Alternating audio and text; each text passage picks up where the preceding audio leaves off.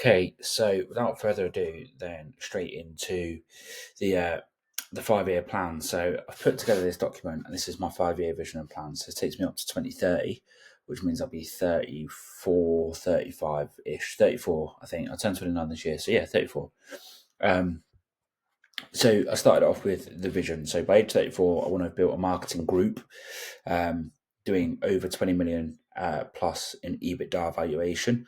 EBITDA valuation, if you don't know, is the way that you value businesses. So it's basically a multiplier of kind of how well the business is doing financially. There's a lot more to selling the business than that. And I will go into that kind of later down the line when we start to form the group a little bit better. But it's all to do with the systems and processes and how sellable the business is. A lot of digital agencies fall in the trap of being heavily reliant on founders, because they are the brand, and I want to kind of pull myself away from that.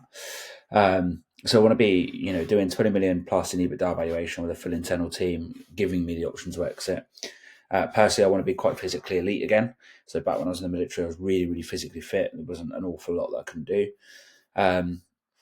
Financially free, which for me means kind of not having to worry about anything in terms of my finances. So knowing that my retirement's looked after, my wife's retirement's looked after, my parents looked after, my kids are looked after.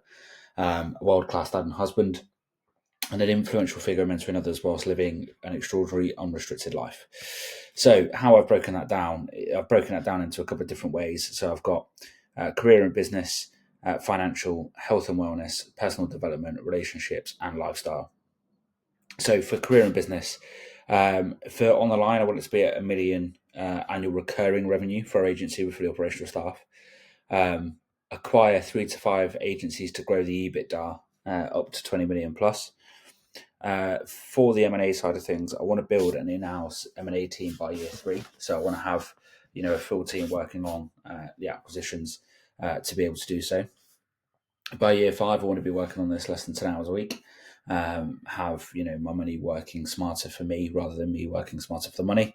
And I'd also quite like to grow this channel, and I'd like to grow a luxury travel channel as well. I was very fortunate early this year when we went traveling to meet Trek Trendy, who is one of YouTube's biggest luxury travel reviewers. Really nice guy as well. Had a lot of time for us. You see you meet a lot of influencers and YouTubers, and they're just absolute dicks, and Will really isn't, and you can kind of really tell his passion for travel comes through. I've watched his channel for years. I've always wanted to do it, and you kind of explain the process of how we got it going, and it's not as unattainable as we might think. So looking into building that with the family as well. Financially, I'd like to be able to invest 100k a year into diversified assets. So whether this be property, crypto, stocks, whatever it is, holding physical gold, silver, that kind of stuff.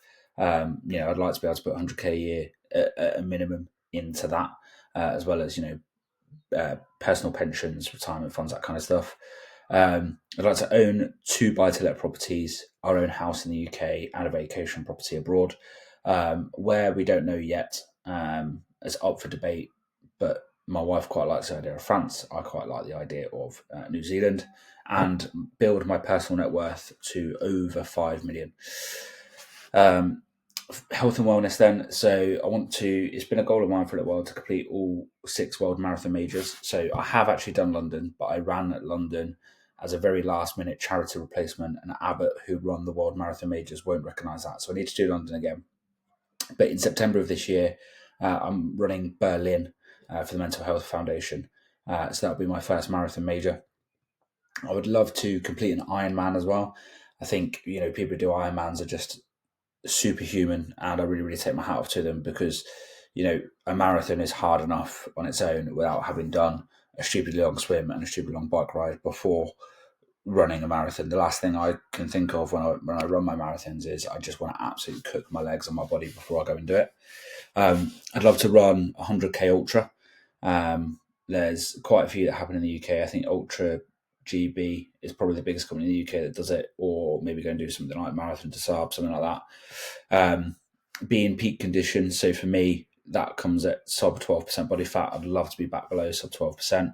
And my upside endurance, and I'd be working with a kind of in-house personal trainer and endurance coach to help me to do that as well. For my personal development, one thing I've not done enough of, or I've not been good enough at, is getting mentored myself. So I feel like I'm easily mentorable and teachable, but I either stay in one place for too long or I don't stay in one place for long enough. So I'd like to invest a minimum of 10K a year into masterminds, courses, and mentorships to continue to grow myself. There's two that I'm a part of at the minute. One's for the M&A and one is for the agency sales stuff. Both of which are really, really beneficial for me. But I want to kind of invest more heavily into that. There's one I'm looking at into the end of this month that's going to help with the coaching side of the business. But it's just making sure we've got the additional cash flow to do that. Myself, to help with my coaching business, I want to mentor at least 5 entrepreneurs a year and kind of go really niche on that one-to-one kind of stuff. Hence why I'm getting mentoring on the coaching stuff to make sure I'm a better coach. And by year 3, I'd love to be speaking at 3 industry events a year. So that could be like AdCon, things like that, by the end of year 3.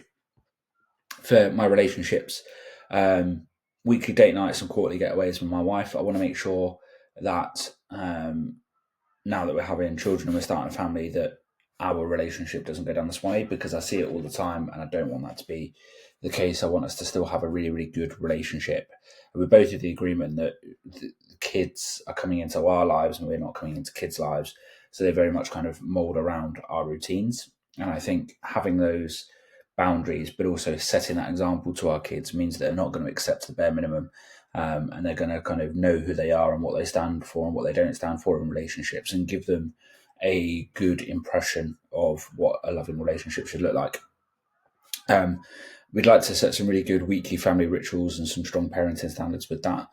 What that looks like yet, I don't know. But, even if it's just a case of a minimum 1 meal a day is around the table with each other, or, one night a week we do something specific, blah, blah, blah, blah. I don't know. We'll figure that out as we become parents. And then bi-weekly calls with meetups, or meetups with parents and close friends. Now, at the minute, I call my mum near enough every day because she's unwell. But, I'd like to be kind of in contact with my family more and my friends more, because it's very, very easy.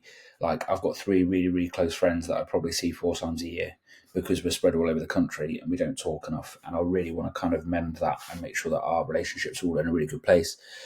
Because, my friends and my family are the people that really, really helped me to get here. Like, my friend James has probably invested over 20 grand in the business over the last 5 years. They've all helped me get sober. They've all helped me stay sober, and kind of really keep me on the straight and narrow. And they're really, really good people. And I want to make sure that I keep those relationships and I let them know how much I value those relationships, and I can give back in kind as well. And then my lifestyle, so some personal stuff. So I'd like to expand my car collection. Obviously, I've got the 911 at the minute, which I'm debating selling. Because, I'll do a whole different video on that, I think. But I'd like a 911 on the drive. I would like a classic Porsche on the drive. My wife would very much like an EV for around town. I'd also quite like a 4x4, and the other supercar that I want to own, or the supercar that I want to own, because 911s aren't supercars, is a Lamborghini. So I want to expand the car collection. I want to obviously launch the Luxury Family Travel YouTube channel, so wife and I go around doing all that kind of stuff, and then obviously being able to enjoy my hobbies and travel freely with my family and stuff like that. So I'm going to put this as a template below the video, so that you can obviously copy this, and you've got those kind of how many is it? 1, 2, 3, 4, 5, 6, 7 template bits there to follow. But I've also created a dashboard for it as well. So if I move myself over here, this is more for the financial stuff. So we've got the goal up here, and then the actual what it is here.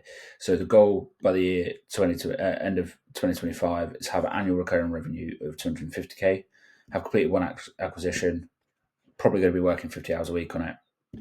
First marathon major, properties owned is probably going to be 0 this year, just being realistic, and my net worth anywhere between 2 to 300,000. And then moving on to year 2, 300, second acquisition done, 35 to 40 hours a week, starting to move myself more. Try and get 2 more marathons. So I'm going to ballot again for New York, and I'm going to try and get into Tokyo as well for next year. Own our own home, 500,000 to 750,000. so on and so forth. And then what I've done is I've kind of created a track underneath to kind of figure out where we're at. So annual recurring revenue at the minute took a bit of a dip at the start of the year. So that currently sits probably around about £150,000 a year at the minute. Now we're going to do more than this, but this is stuff we've got locked in as subscriptions. So people who pay me every month. We have people who do pay in fulls over 3 months. We have people that pay for one-off products. So, we're likely going to cross the £1 million mark again this year. But in the actual recurring revenue stream of it, I want that up to £250,000. Completed 0 successful acquisitions this year. Currently still working 50 hours a week, or a wheel, as I've put there. Fitness events, obviously I've got the Berlin Marathon in September. I own 0 properties, and we calculated my current net worth at 267,000. And then I've put the how to calculate your current net worth. So it's your assets minus your liabilities. So assets is anything you have equity in business, cash and savings, investments, property and valuables, minus any liabilities. So any loans you may have, any credit card debt, mortgages, taxes you owe, anything like that. So your net worth equals your pound assets minus your pound liabilities. And that's how to figure that out. So I'll put that in down below as well. And that's how I've kind of calculated my 5-year plan. Now, going into the usual stuff. So, where are we this week with weight? So weight was plus 0.7 of a kilo. You haven't come across me for some reason. There we go. So weight this week has gone up 0.7 of a kilogram. Kind of expected that to happen. Obviously, Mum stayed in hospital last week, up and down, eating crap food, not prioritising that enough. So, yeah, not surprised that happened. When you look at like the food and water intake, calories over the last couple of days were pretty bad leading into this. Exceeded my fat a couple of times as well. There was a day here where my macros didn't track properly, but overall not fantastic. I kept under my calories a lot, but it's more about what you're putting in. There was probably quite a lot of processed food and extra sugars and refined sugars and stuff. So yeah, not particularly great last week, but this week is already a lot better. And when I kind of fill this in and you see next week, obviously it's good. But water again was on track.